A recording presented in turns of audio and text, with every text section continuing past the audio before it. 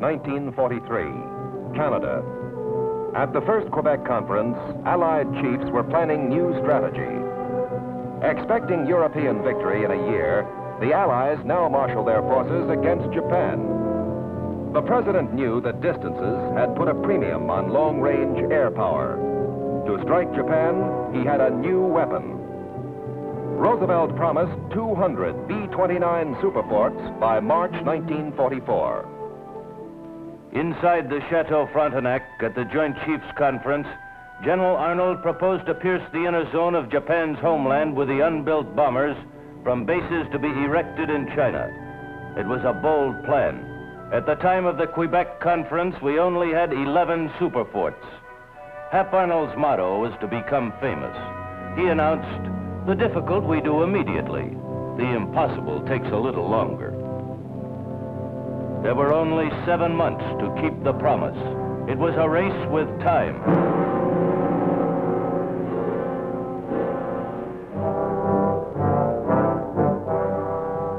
We aircraft workers came from all walks of life. A few of us had built planes in World War I. We were a part of the strength of America, now working for Boeing, Bell, and Martin. Their factories had sprung up across the country, in Georgia, in Kansas, in Nebraska, in the state of Washington.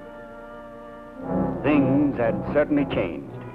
In 20 years, America's aviation industry had come of age. Unskilled workers became highly productive because the cranes and jigs and tools were so designed. Boeing engineers helped us make a new wing that could carry more weight faster and higher than any we'd ever built. In each plane, there were 55,000 numbered parts. Thousands of miles of wiring, 1 million rivets. From its transparent nose to its tail, this was a complicated machine. Nevertheless, the Air Force ordered the assemblies like pieces for a giant jigsaw puzzle. By December, only 4 months after the President's promise, we put together 35 Superforts. Then, every hour of every day, identical miracles of modern machinery were brought together. We workers witnessed an inspiring sight, a welding of vision and reality, of free men and their need for peace, of national defense and American industry. Building the Superfort was the climax of the history of man's conquest of the air.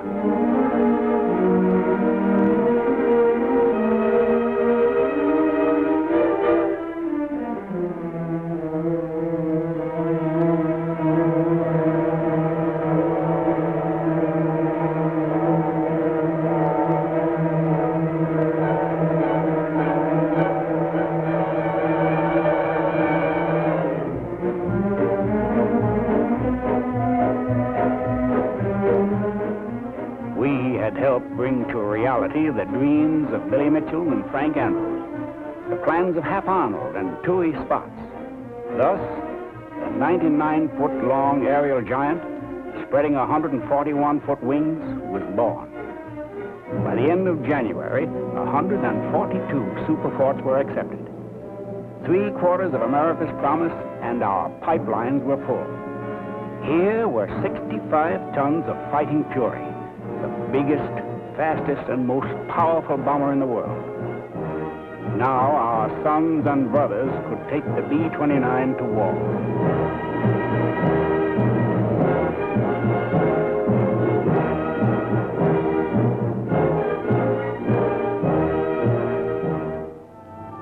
In sharp contrast, halfway around the world in China, the other half of the Superfort miracle unfolded. Armies of laborers were building a network of air bases almost by hand.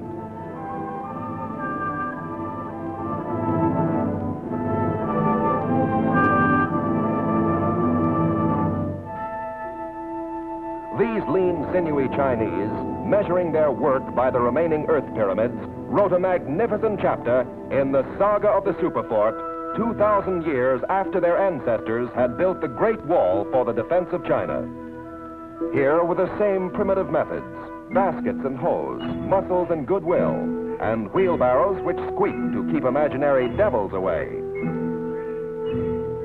With the machinery of only their million hands, stone by stone was patiently set. A modern Chinese wall was taking shape.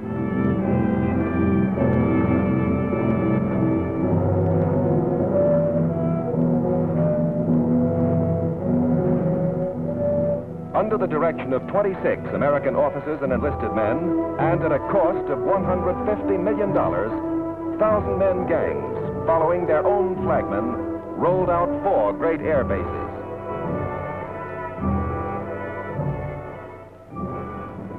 April 24th became a day for us in the 20th Bomber Command to remember.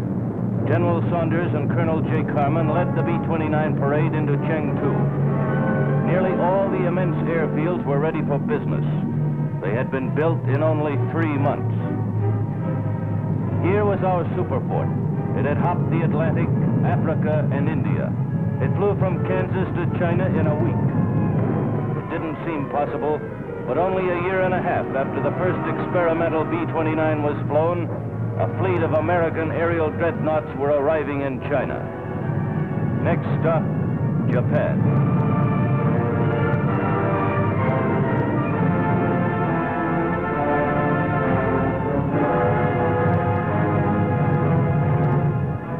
Within 10 days, our Asiatic strength was 130 Superforts. Directed by the Joint Chiefs of Staff because of our long range and power, we were the first units of the 20th Air Force.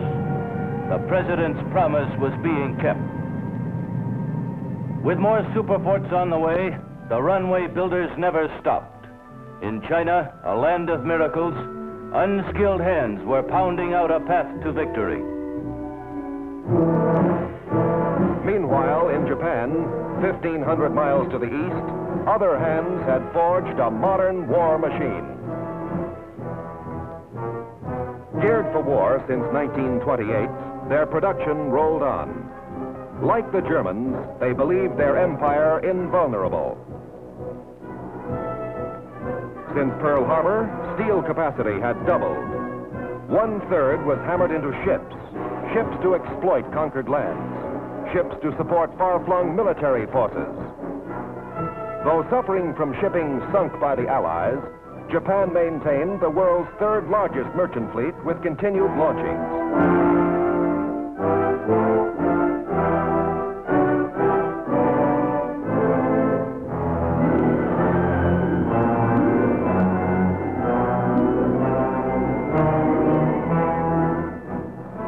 Their island empire with Korea and Manchuria, connected by an efficient merchant marine, formed an industrial empire 3 times larger than Germany.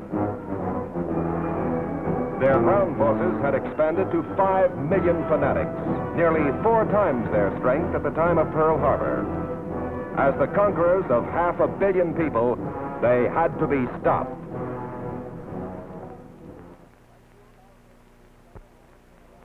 By June, our bases in China were working around the clock. The Joint Chiefs of Staff had ordered an attack on Japan. How many bombers could be sent? Our answer was 50. Not enough. Get at least 70. A maximum effort was necessary.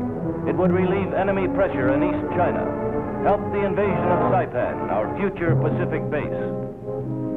Our target was Yawata, Japan's heavily guarded Pittsburgh. Yawata, which made 1/5 of all Jap steel. General Wolfe was winning the big gamble. His idea to train our crews while we tested the experimental B-29 was putting both men and planes in combat 6 months sooner. We were doing the impossible.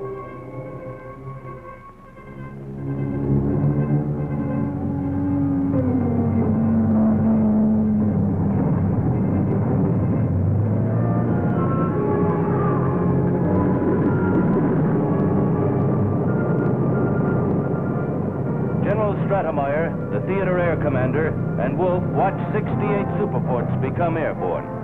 Almost the entire force ordered for this historic mission.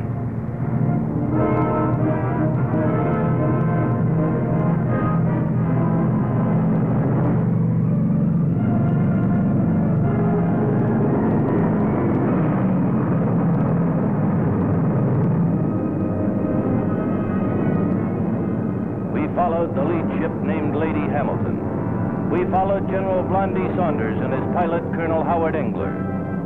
And we followed the Marines who landed on Saipan this morning. We headed out high over the Yangtze River. I just put on